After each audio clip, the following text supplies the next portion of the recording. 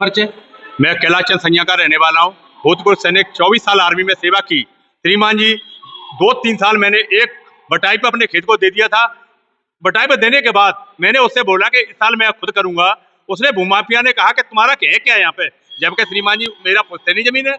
मेरे जब से 4 साल का था जब से मेरे नाम है। पिताजी मेरे को 6 महीना था जब वो खत्म हो गए थे, जब से मेरे नाम है। मैंने पूरे डॉक्यूमेंट सरकार, डीएम एडीएम सबको दिखा दिए और फिर भी मुझ जमीन को भूमाफिया छोड़ने के लिए तैयार नहीं है। डीएम साहब के आदेश बार बार आदेश दे रहे हैं कि एसीपी संज्ञा और एडीएम खेरागढ़ जाकर के उस जमीन को खाली करवाएं, फिर भी आदेश का पालन नहीं किया जा रहा है। श्रीमान जी से मेरा निवेदन है कि एक भूतपूर्व सैनिक की जब देश की सेवा कर सकता है, एक अपनी मातृभूमि की सेवा नहीं कर पा रहा है। इसमें बड़ा दुख की बात है कि मेरे इतने बड़े अधिकारी अपने में एक छोटे से सैनिक को निर्णय देने की कृपा करें। आपकी कृपा होगी। मैं आपसे बड़ी भाई उम्मीद के साथ अपना संघर्ष कर रहा हूँ, आपके पास बार बार चक्कर दे रहा हूँ। श्रीमान जी मेरी विनती सुने और मेरी भूमि को भूमाफिया से मुक्त कराएं, उस पर सख्त से सख्त कार्रवाई करने की कृपा करें। जय हिंद, जय भारत। परिचय। मैं पूर्व सैनिक शिव कुमार, सेना से 2010 में रिटायर हुआ।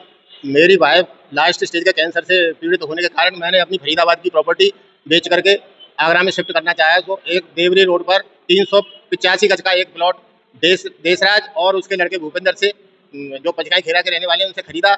उन्होंने जो है पूरे की बाउंड्री भी करवाई और उस पर दीवारों पर नाम डलवाए। उस समय उनको कोई दिक्कत नहीं थी क्योंकि पैसा लेना था। अब उन्होंने जो है ये कहते हैं कि तुम्हारी ज़मीन यहाँ है ही नहीं, तुम्हारी ज़मीन पीछे है, और मेरे जो नाम पड़े हुए थे उसको जो है उन्होंने पेंट करके अपने नाम डाल दिए हैं।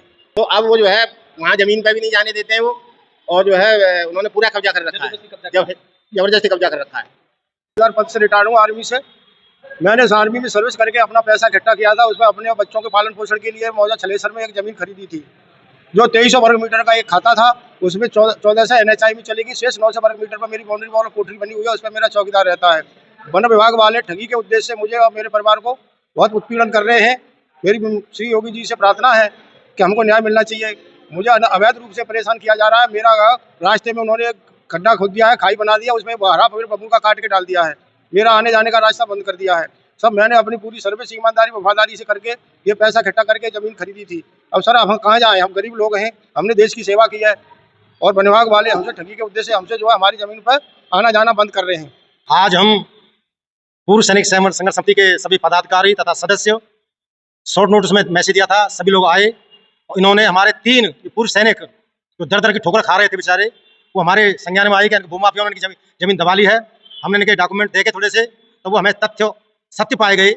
जबकि एक पूर्व सैनिक का हमारे का कोर्ट से भी निर्णय आ गया, लेकिन उस पर कब्जा नहीं होने दे रहे हैं। हमें डीएम साहब से आज आश्वासन, प्रार्थना पत्र देकर के हमने आश्वासन दिया है डीएम साहब ने कि 15 दिन के अंदर इसका निस्तारण किया जाएगा। अगर 15 दिन में निस्तारण नहीं किया गया, पूर्व सैनिक संघर्ष समिति रोड पर जाम करेगी और पूर्व सैनिक के हितों के लिए, रक्षा के लिए हम तत्पर तैयार हैं और आगे की बहुत बड़ी लड़ाई लड़ेंगे हम। धन्यवाद।